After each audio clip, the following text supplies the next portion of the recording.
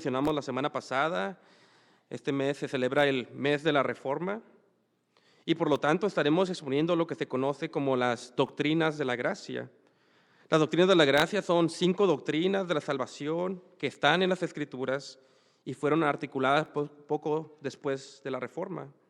Y para recordar estas doctrinas usualmente se usa el acrónimo TULIP en inglés, y es porque cada letra del TULIP representa una de las 5 doctrinas. El domingo pasado vimos la T de TULIP, que es la doctrina de la depravación total o la total depravación. El día de hoy me toca exponer la U del TULIP, que en inglés es Unconditional Election y en español se traduce como la elección incondicional. El título del sermón es La elección incondicional.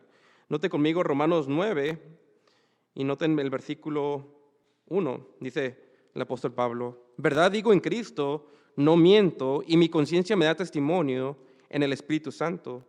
Versículo 2, que tengo gran tristeza y continuo dolor en mi corazón. Aquí en los versículos 1 al 2 vemos que el apóstol Pablo tiene gran dolor y tristeza en su corazón por los israelitas inconversos de su tiempo. Ahora, para entender bien este capítulo 9, es importante entender el contexto de Romanos. Y el tema principal de Romanos está en el capítulo 1, versículo 16, al principio de la carta, donde se nos dice que el evangelio es el poder de Dios para salvación, para el judío primeramente y también para el griego. El resto de la carta, después del capítulo 1, es una explicación del evangelio y sus implicaciones. Por eso en el versículo 18 del capítulo 1 se nos empieza a hablar de la ira de Dios. En otras palabras, la necesidad del evangelio. La ira de Dios está sobre los hombres y por eso hay necesidad del evangelio. En el capítulo 1 vemos que la ira de Dios específicamente está sobre los gentiles, sobre los que no son judíos. Cuando llegamos al capítulo 2, se nos dice que no solamente sobre los gentiles, sino también sobre los judíos está la ira de Dios. Y el capítulo 3 es básicamente la conclusión universal, que no hay justo ni aun uno, no hay quien entienda y no hay quien busque a Dios, por cuanto todos pecaron y se están destituidos de la gloria de Dios. En otras palabras, judío y griego, toda la humanidad está depravada. Al final del capítulo 3 nos dice que solamente en Cristo está nuestra salvación. Él es quien satisface la ira de Dios por los pecados de los que creen en Él. En el capítulo 4 se nos da las ilustraciones del evangelio, de la doctrina de la justificación por la fe. Se nos dice que Abraham le creyó a Dios y le fue contado por justicia. Se nos dice que David es bienaventurado. David, el hombre adúltero, ha sido perdonado no por sus obras, sino por la fe en Dios. El capítulo 5 es el broche de oro, donde Pablo concluye: justificados pues por la fe, tenemos paz para con Dios. En el capítulo 6 se nos dice que ya no servimos al pecado, sino servimos a la justicia en Cristo. Pero en el capítulo 7 el apóstol Pablo aclara que a pesar de que somos justificados, aún queda un remanente de pecado en nuestra carne, por el cual todavía batallamos, pero que Cristo un día nos librará de este cuerpo. En el capítulo 8 se nos dice que ninguna condenación hay para los que estamos en Cristo Jesús. Al final del capítulo 8 se nos empieza a decir que los creyentes hemos sido predestinados para salvación y que nadie nos puede separar del amor de Cristo, ni lo alto, ni lo profundo, ni ninguna cosa creada. Y así es como llegamos al capítulo 9. Y en este capítulo 9 el apóstol Pablo empieza a responder una pregunta importante sobre el evangelio. Y la pregunta es: ¿qué de los judíos según la carne? ¿Qué no se supone que los judíos según la carne son el pueblo de Dios en el Antiguo Testamento? Y si los judíos según la carne son el pueblo de Dios, entonces ¿por qué no hay muchos judíos que creen el evangelio? Y es aquí donde Pablo expresa su gran tristeza por sus hermanos israelitas según la carne que no son salvos. Una vez más, el título del sermón es La elección incondicional. Y vamos a ver esta doctrina en 3 puntos en el capítulo 9. El primer punto es la ilustración de Abraham. El segundo punto es la ilustración de los gemelos.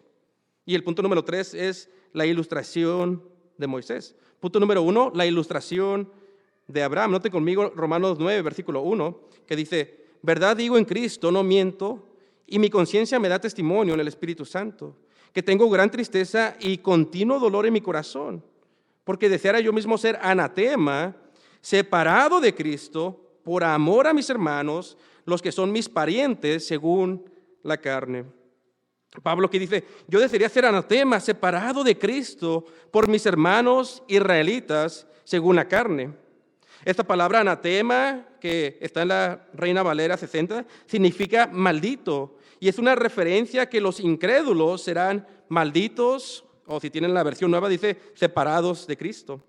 Ellos serán lanzados al infierno cuando Jesús regrese y juzgue a los vivos y a los muertos.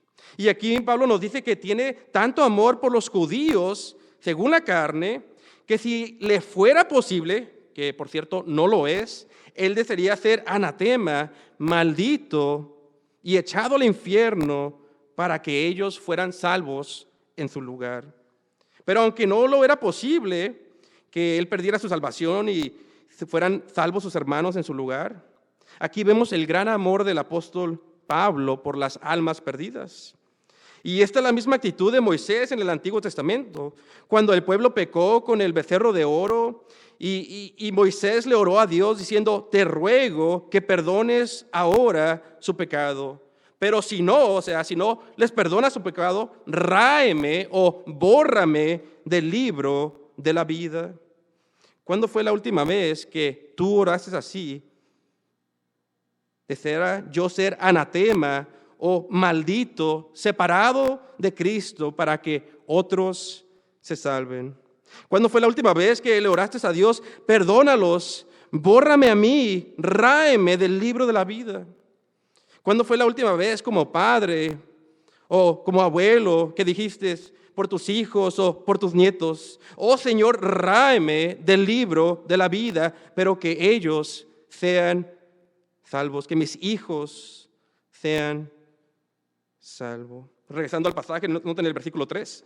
Porque yo deseara yo mismo ser anatema, separado de Cristo, por amor a mis hermanos, los que son mis parientes según la carne. Versículo 4, que son israelitas, de los cuales son la adopción, la gloria, el pacto, la promulgación de la ley, el culto y las promesas, de quienes son los patriarcas y de los cuales según la carne vino Cristo, el cual es Dios sobre todas las cosas, bendito por los siglos. Amén. Ahora recuerden, la pregunta de este pasaje es, ¿y qué de los israelitas? Porque no hay muchos israelitas, según la carne, que creen el Evangelio y son salvos. ¿Qué no se supone que ellos son el pueblo de Dios? ¿Acaso no hay beneficio de ser un israelita según la carne? Y Pablo contesta, claro que sí hay beneficios de ser judíos según la carne. Y estos beneficios están en los versículos 4 y 5 y menciona 8 beneficios. Primero, de los judíos viene la adopción. Cuando Dios salvó a Israel en el Antiguo Testamento, les empezó a llamar Israel mi hijo, cuando lo salvó de Egipto. Número 2 de ellos es la gloria. En el Antiguo Testamento, cuando se manifestaba la presencia especial de Dios, el templo deslumbraba con una luz increíble que representa la presencia especial de Dios. De ellos viene, número 3, los pactos. Es a los judíos, según la carne, que Dios les reveló los pactos en el Antiguo Testamento y su plan de salvación antes que a las otras naciones. Otro beneficio, número 4, la promulgación de la ley. A Israel se le dio la ley, los mandamientos, para que conocieran el carácter de Dios. Número 5, el culto. Y esto es una referencia a que ellos podían servir en el templo en el Antiguo Testamento y era una gran bendición. Número 6, las promesas, una referencia a las promesas de salvación, que vendría un Mesías y bendeciría a todas las naciones. Número 7, de los judíos vienen los patriarcas, Abraham, Isaac y Jacob, a quienes les fueron dadas estas promesas. Y el beneficio más grande, número 8, es que de ellos viene el Cristo según la carne. Eran parientes del Cristo según la carne. Pero como dice Pablo al final del versículo 5, este Cristo no solamente era hombre, sino también es Dios. Ahora es importante notar que estos son grandes beneficios que Israel tenía como nación, pero escuchen, ninguno de estos beneficios los hacía salvos automáticamente solo por ser judíos según la carne. Y en aplicación sería algo similar al día de hoy a un hijo de creyentes. Los hijos de los creyentes no son salvos solamente porque sus padres son cristianos, pero ciertamente tiene grandes beneficios, como el beneficio de escuchar el evangelio continuamente en la iglesia junto a sus padres. Pero al igual que los judíos, según la carne, si este hijo o hija de creyentes no tiene una fe genuina, solamente está atesorando la ira de Dios cada vez que escucha el evangelio. Regresando a nuestro pasaje, noten el versículo 6. No que la palabra de Dios haya fallado. Ahora, aquí una vez más, Pablo está tratando de responder esta pregunta que muchos tendrían al leer su carta. Y la pregunta es, ¿por qué no muchos de los judíos, según la carne, son salvos? Y Pablo aclara, no es por esta razón, no es que la palabra de Dios haya fallado. Pero entonces, ¿por qué no son muchos judíos salvos? Versículo 6, no que la palabra de Dios haya fallado, porque no todos los que descienden de Israel son israelitas. Pablo dice, la razón es que no todos los judíos, según la carne, son verdaderos judíos. Versículo siguiente, ni por ser descendientes de Abraham son todos hijos, sino en Isaac te será llamada descendencia. Es decir, Pablo dice que no solo por nacer como judío, según la carne, o sea, del linaje de Abraham, eran considerados hijos de Dios o los hacía salvos automáticamente. No sé si recuerdan en los evangelios, los fariseos, ellos decían ser hijos de Abraham, pero Cristo los corrige y les dice que en realidad eran hijos de su padre, el diablo. Y algo similar hace Pablo aquí. Noten la última descendencia, noten el versículo 7. Ni por ser descendientes de Abraham son todos hijos, sino en Isaac te será llamada descendencia. Aquí Pablo dice que los judíos, no solo por ser descendientes físicos de Abraham, el padre de todos los judíos, eran considerados hijos de Dios o recipientes de las promesas de Dios. Y noten la ilustración. La ilustración es que el mismo Abraham tuvo dos hijos, uno según la carne y otro hijo según la promesa de Dios. Si recuerdan, el primer hijo de Abraham fue Ismael, quien nació de una relación ilícita, y este hijo es representado aquí como el hijo según la carne de Abraham. Él representa a los judíos según la carne. Pero el segundo hijo de Abraham fue Isaac, quien representa el hijo según la promesa de Dios. Él representa a los judíos que son salvos porque también creen el evangelio. Y el punto es que solo uno de los dos hijos de Abraham le pertenecían las promesas. En otras palabras, lo que está diciendo Pablo es esto: Dios es quien elige a quién se le darán las promesas de salvación, al igual que lo hizo con los dos hijos de Abraham. Y aquí Dios escogió a Isaac de una manera incondicional para darle las promesas de salvación. Y esta lección, mis hermanos, no era porque Dios vio el futuro, como dicen algunos. Esta lección de Dios no es porque Dios vio que Isaac iba a creer en el futuro o que habría algo bueno en él en el futuro, sino que esta elección fue conforme al propósito de Dios y fue de manera incondicional. Es decir, esta decisión no dependía de nada más que del beneplácito de Dios o la elección incondicional de Dios. Noten el versículo 8. Esto es, no los que son hijos según la carne son los hijos de Dios, sino los que son hijos según la promesa son contados como descendientes. Versículo 9. Porque la palabra de la promesa es esta: por este tiempo vendré y Sara tendrá un hijo. ¿Ven? Aquí Pablo, con esta ilustración de Abraham y sus dos hijos, está diciendo que la razón que no todos los israelitas son salvos es por la misma razón que Dios escogió entre Ismael e Isaac. La razón es porque es Dios quien elige para salvación y no el hombre. Como ilustración, si tú eres creyente y tu amigo o amiga del trabajo no es creyente, y los dos mueren, pregunta, ¿por qué es que tú creíste el evangelio y tu amiga o amigo no lo creyó? ¿Por qué es que uno entrará al paraíso y por qué es que otro entrará al infierno? ¿Acaso la palabra de Dios ha fallado en alguno de ustedes? Y la respuesta es de ninguna manera, sino que Dios eligió de manera incondicional a uno desde antes de la fundación del mundo por su beneplácito y al otro no lo escogió. Y por esto esta es una doctrina difícil para aceptar para muchas personas. Pero esta decisión de salvación no depende de nada ni de nadie, sino de Dios y su beneplácito. Ahora ya vimos la primera ilustración, la ilustración de Abraham. Veamos la segunda ilustración, la ilustración de los gemelos. Punto número 2, la ilustración de los gemelos. Noten el versículo 10. Y no solo esto, sino también cuando Rebeca concibió de uno, de Isaac nuestro padre. Aquí nos lleva Pablo a Génesis con Isaac, cuando su esposa Rebeca se encontraba embarazada de gemelos, que eran Jacobo y Esaú. Y si recuerdan, era como una guerra en el vientre de esta mujer Rebeca, porque los dos bebés se peleaban dentro de ella. Y lo que está haciendo Pablo en esta ilustración es lo mismo que hizo en la primera.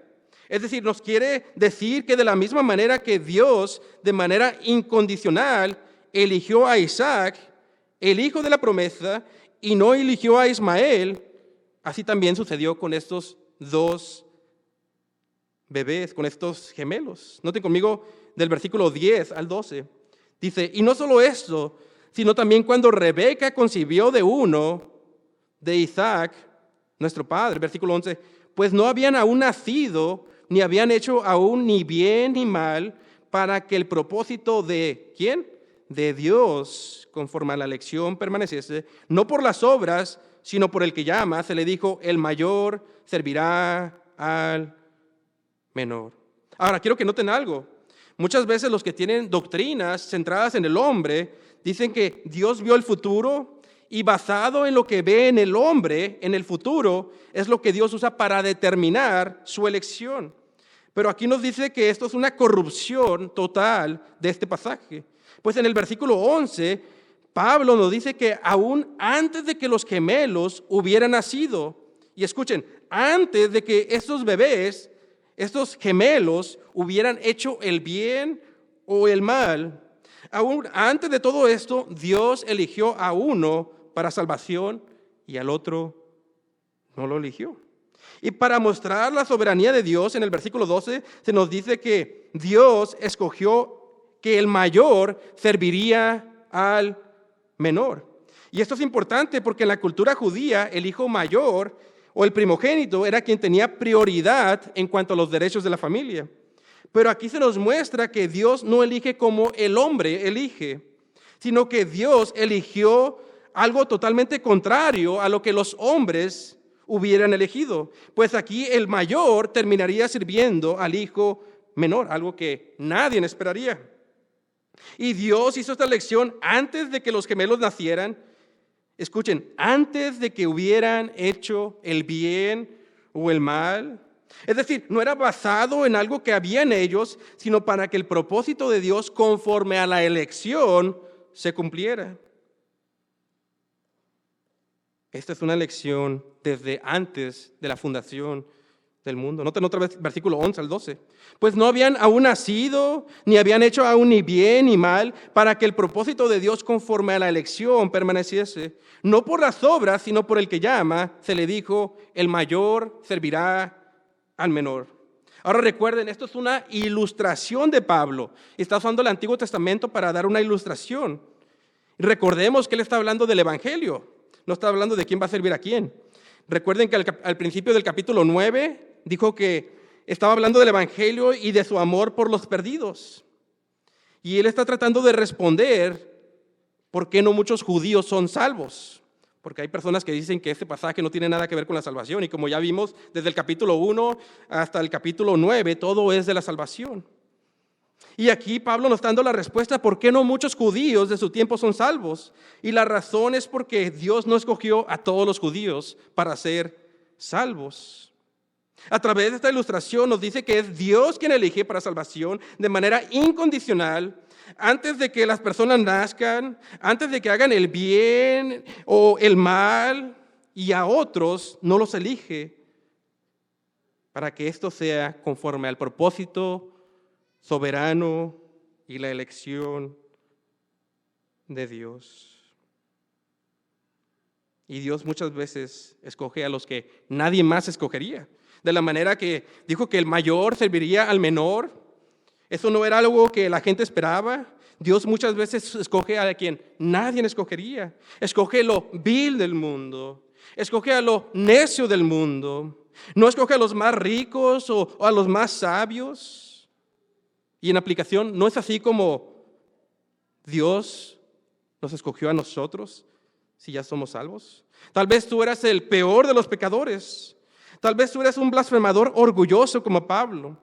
Tal vez tú eres como la mujer sorprendida en el mismo acto del adulterio. Tal vez tú eras un hombre malhechor y burlador de las cosas de Dios como el ladrón en la cruz. Tal vez tú eres como los endemoniados en los evangelios. Tal vez tú eres un fariseo creyéndote que eras bueno por tus obras, religioso, incrédulo. Pero si ya eres creyente es porque Dios te eligió desde antes de la fundación del mundo por su beneplácito y no por nada que había en ti. Y deberías decir, ¿por qué yo? Por su gracia, por su gracia. Versículo 13, como está escrito, a Jacob amé, mas a Esaú aborrecí. Aquí tenemos uno de los versículos más impactantes y también de los más controversiales en las Escrituras. Tenemos un ejemplo de cómo dos gemelos, que por ser descendientes de Adán, los dos eran pecadores, igual que todo ser humano, los dos eran aborrecibles delante de Dios, porque son descendientes de Adán. Pero a uno, a pesar de que es un pecador desde el vientre de su madre, aún antes de que hubiera nacido, Dios lo elige antes de la fundación del mundo para salvación, y por eso le dice a Jacob, amé.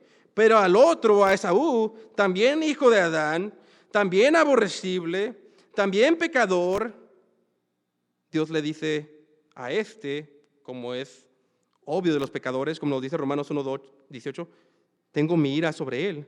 A este aborrecí, a este odié.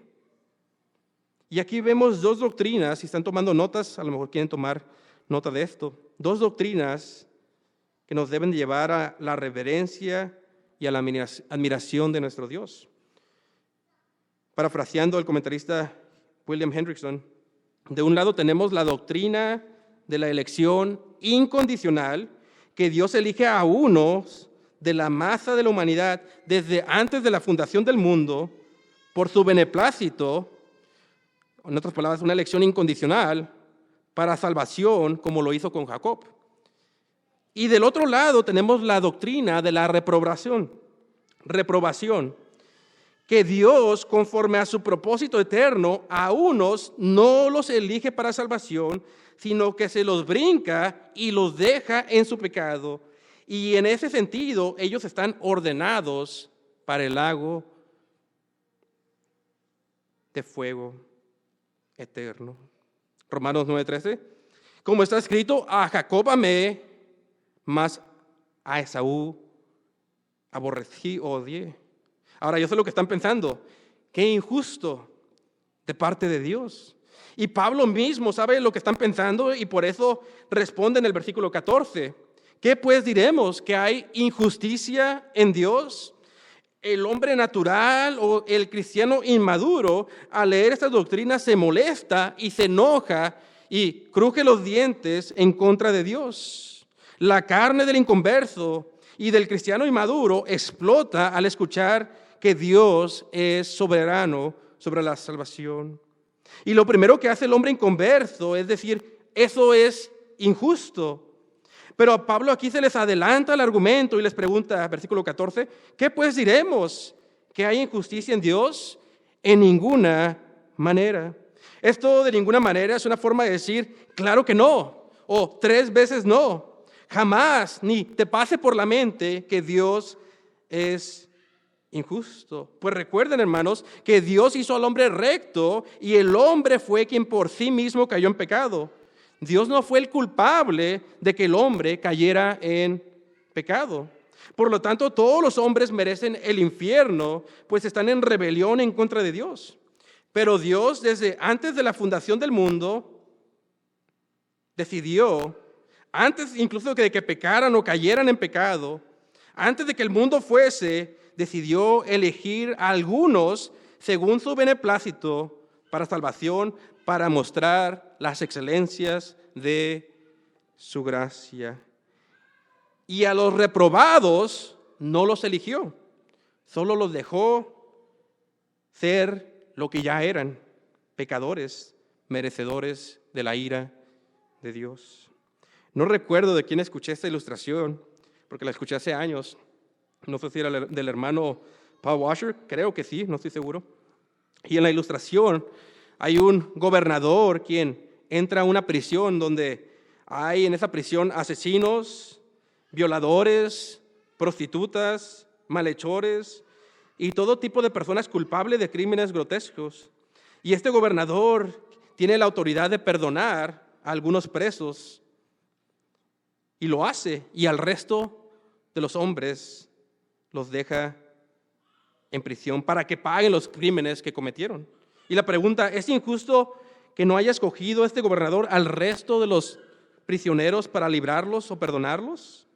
De ninguna manera, porque ellos están ahí justamente por su crimen. Y en el caso de Dios es aún mejor, porque Dios el Padre no solo eligió a algunos para salvación, sino que justamente mató a su Hijo en su lugar. Así es que no hay condenación, no hay nada en contra de ellos, no hay acusación. Por lo tanto, no hay injusticia en Dios al elegir a unos incondicionalmente para salvación y a otros dejarlo en el pecado que ellos tanto aman. Ya vimos la ilustración de Abraham, ya vimos la ilustración de los gemelos. Punto número 3 y punto final, la ilustración de Moisés. La ilustración de Moisés, noten el versículo 14. ¿Qué pues diremos? ¿Que hay injusticia en Dios? En ninguna manera. Versículo 15, porque a Moisés dice, tendré misericordia del que yo tenga misericordia, y me compadeceré del que yo me compadezca. Aquí Pablo ahora usa una ilustración del libro de Éxodo, y esta vez Pablo explicará la elección incondicional al comparar a Moisés y a Faraón. Y el punto de Pablo otra vez es que Dios es quien elige para salvación, y Él es quien escogerá de quién tendrá misericordia. En otras palabras, es Dios el autor de la salvación y no el hombre. Versículo 15 al 16. Pues a Moisés dice, tendré misericordia del que yo tenga misericordia y me compadeceré del que yo me compadezca. Así que no depende del que quiere ni del que corre, sino de Dios que tiene misericordia. Aquí el versículo 16 aplasta el orgullo del hombre. Pues Pablo dice, no depende del que quiere ni del que corre. En otras palabras, no depende de la voluntad humana, ni del hombre que cierra sus ojos y hace fuerzas para buscar a Dios. Solamente depende de Dios y de quien Él decide tener misericordia. Versículos 16 al 17. Así que no depende del que quiere ni del que corre, sino de Dios que tiene misericordia. Versículo 17. Porque la Escritura dice a Faraón, para esto mismo te he levantado. Aquí una vez más vemos una comparación entre Moisés como uno elegido para salvación y Faraón como uno reprobado, uno quien no es elegido para salvación. Y noten lo increíble de este versículo, pues se nos dice que Dios mismo levantó a Faraón, a este rey malvado. Y eso nos dice que Dios es soberano aún sobre el mar sin ser el autor del mal. Pregunta, ¿para qué Dios levantó a Faraón? Versículo 17. Porque la Escritura dice a Faraón, para esto mismo te he levantado, para mostrar en ti mi poder y para que mi nombre sea anunciado por toda la tierra. Dios levantó a Faraón, a este reprobado, con el propósito de mostrar su poder en él por toda la tierra. ¿Y cómo es que Dios demostró su poder en Faraón? Primero con sus juicios y plagas, y después al cerrarle el mar y aplastarlo con todo ese ejército y destruirlo para que todo el mundo temiera y escuchara del gran juicio de Dios. Romanos 9:17, porque la Escritura dice a Faraón, para esto mismo te he levantado, para mostrar en ti mi poder y para que mi nombre sea anunciado por toda la tierra. Ahora una pregunta, ¿qué diferencia había entre Moisés y Faraón?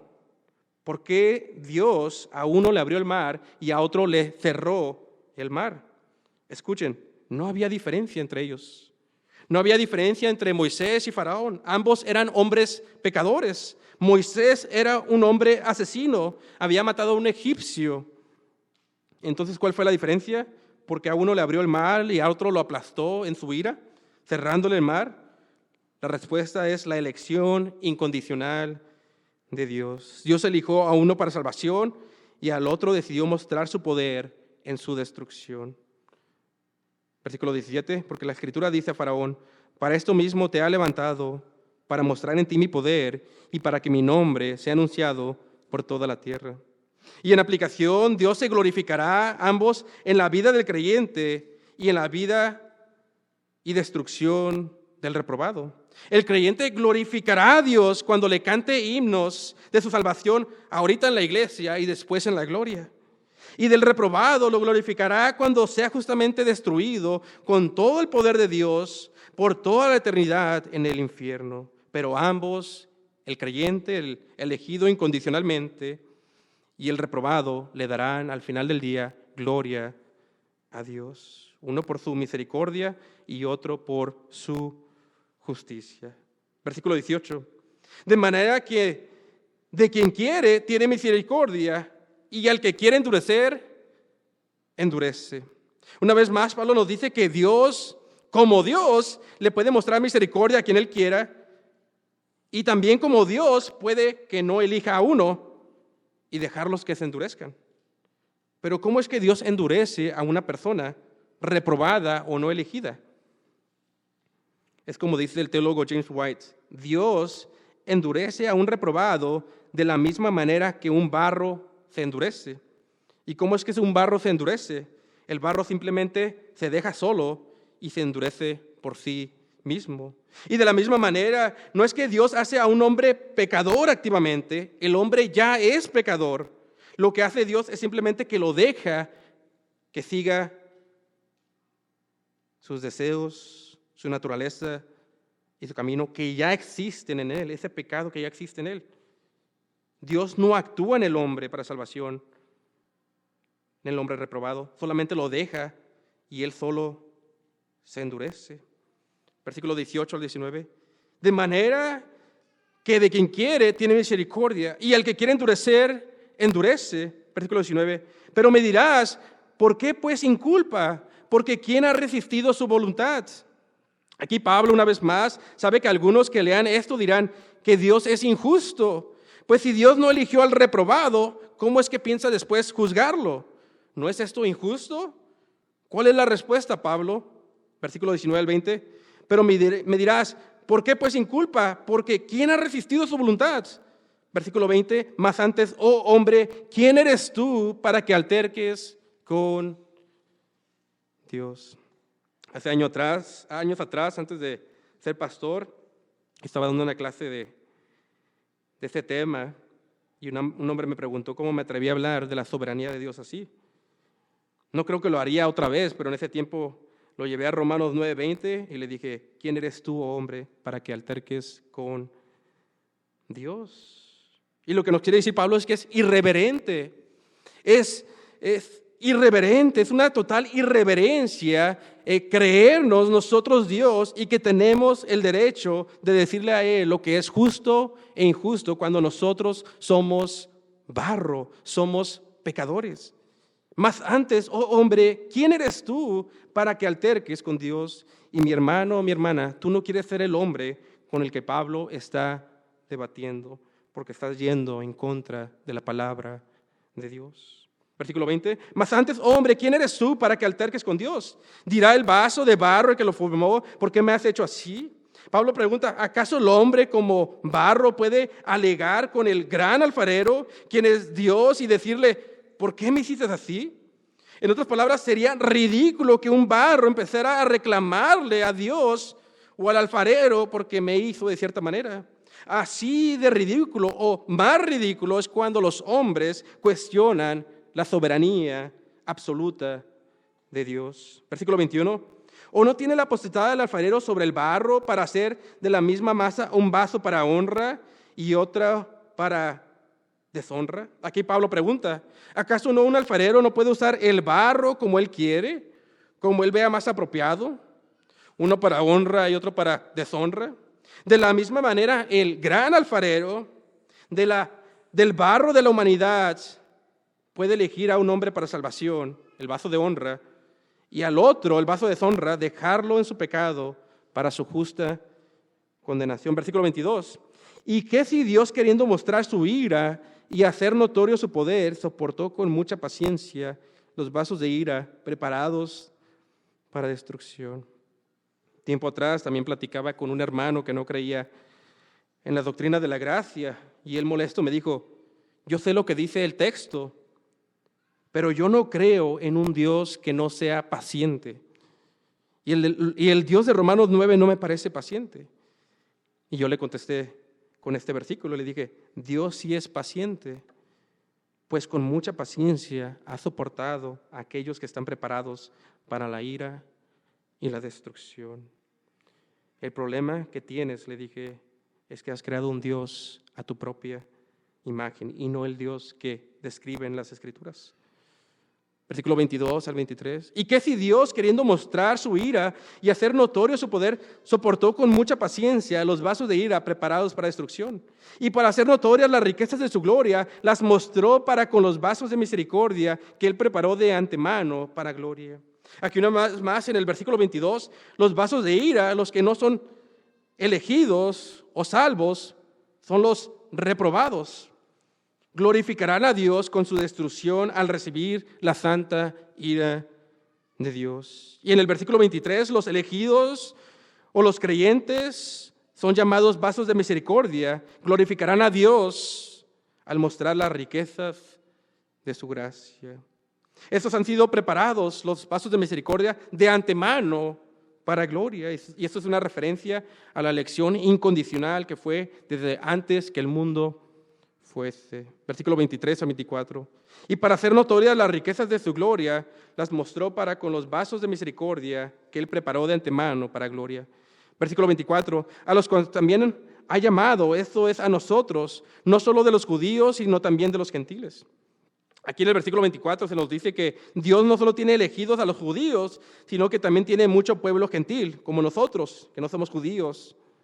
También somos considerados vasos de misericordia, si es que somos creyentes. Versículo 25 al 26. Como también en Oseas dice, llamaré pueblo mío al que no era mi pueblo, y a la no amada, amada. Y el lugar donde se les dijo, vosotros no sois pueblo mío, allí serán llamados hijos del Dios viviente. En otras palabras, cita a los profetas Pablo para decir que desde el Antiguo Testamento estaba profetizado que Dios tendría un pueblo, ambos de gentiles y de judíos. Y a los que no éramos su pueblo, los gentiles, también ahora somos su pueblo. Pero ¿qué de los judíos, una vez más? ¿Por qué, como vimos al principio, no muchos de ellos son salvos? Versículo 27 y 28. También Isaías clama tocante a Israel, si fuera el número de los hijos de Israel como la arena del mar, tan solo el remanente será salvo, porque el Señor ejecutará su sentencia sobre la tierra en justicia y con prontitud. Otra vez Pablo cita el Antiguo Testamento, cita a Isaías y nos dice que desde el Antiguo Testamento estaba profetizado que solamente un remanente de Israel o de los judíos sería salvo. Versículo 29.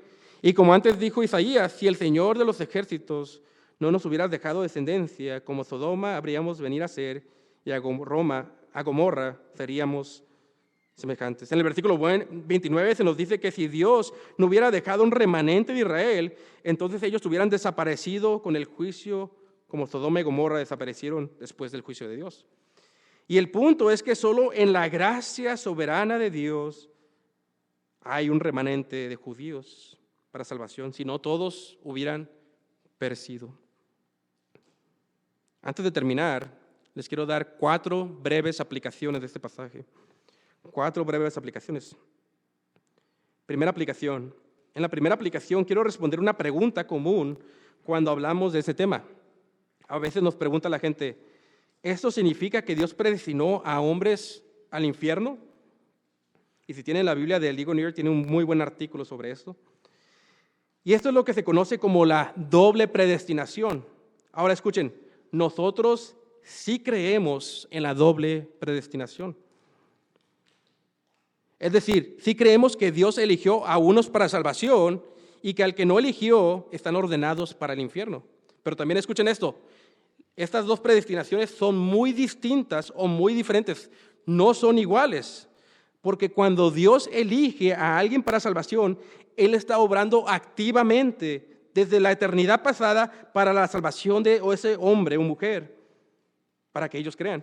Pero en la persona reprobada, la que no elige para salvación, Dios no lo fuerza a pecar. Él simplemente no obra en ellos.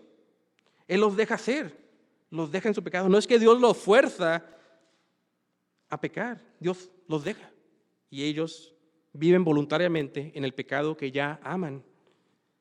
Y en ese sentido, su destino será el infierno, porque ellos voluntariamente pecan con su voluntad y aman ese pecado en el que viven. Segunda aplicación, quiero hablar de cómo esta doctrina de la elección nos da seguridad. ¿Por qué? Porque el número de los elegidos, de judíos y gentiles, está establecida desde la eternidad pasada y no puede aumentar o disminuir. Y esta elección, como ya vimos, es totalmente dependiente del beneplácito de Dios y no del hombre. Y esto nos debe de dar seguridad, porque significa que el que comenzó la buena obra en nosotros la terminará para el día de Jesucristo. Así es que cuando vengan los tiempos de lluvias y tormentas en nuestra vida cristiana, recuerda que jamás Dios olvidará a uno de sus elegidos. Número 3, la doctrina de la elección nos debería llenar de fuego evangelístico. Estos grandes movimientos del pasado, como de George Whitefield, ellos eran hombres reformados, ellos creían en las doctrinas de la elección. Y debemos de recordar que el saber que Dios tiene mucho pueblo allá afuera, elegido entre las naciones, nos debe de animar a salir y predicarles el evangelio. Debemos de recordar que el mismo Pablo, al comenzar esta doctrina, nos dijo que él desearía ser anatema, apartado de Cristo, maldito, para que los incrédulos fueran salvos. Debemos de ser como Moisés, quien le ora a Dios, perdónalos o ráeme del libro de la vida para que ellos sean salvos. Debemos de salir a los perdidos con el corazón en la mano, proclamándoles el evangelio, proclamándoles que Cristo ha muerto por mucho pueblo. Además, esta doctrina de la elección no quita la responsabilidad humana. Aún tenemos que llamar a la gente al arrepentimiento y la fe, porque Dios usa estos medios. Dios usa que tú salgas y prediques el evangelio para hacer a su pueblo salvo, para darle salvación a su pueblo. Dios usa medios para la salvación.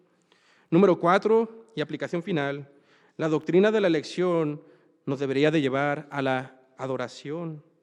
Mis hermanos, cuando consideramos las palabras, a Jacob amé y a Esaú aborrecí, debemos de recordar que si tú eres un creyente, tú eres como Jacob, pero en realidad deberías de ser como un Esaú.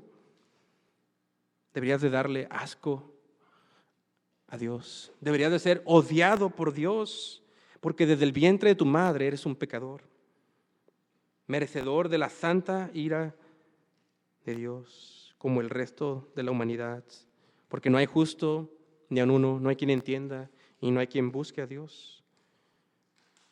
Pero Dios, al igual que escogió a Jacob, si eres creyente es porque Dios nos ha elegido desde antes de que los montes fuesen, antes de que hubiésemos hecho el bien o el mal, y por su beneplácito decidió amarnos en el amado, quien es Jesús. Y esto nos debería llevar a una adoración reverente por este gran misterio que solo Dios lo puede comprender. Romanos 9:13, como está escrito, a Jacob amé, mas a Esaú aborrecí. Oremos. Señor, te damos gracias por tu palabra. Gracias, Señor. Nos recuerdas que la salvación no depende de nosotros, sino solamente de tu beneplácito. Te damos toda la gloria y la honra a ti y solo a ti y al Cordero que ha sido inmolado desde antes de la fundación del mundo. Bendice tu pueblo. En el nombre de Jesús. Amén.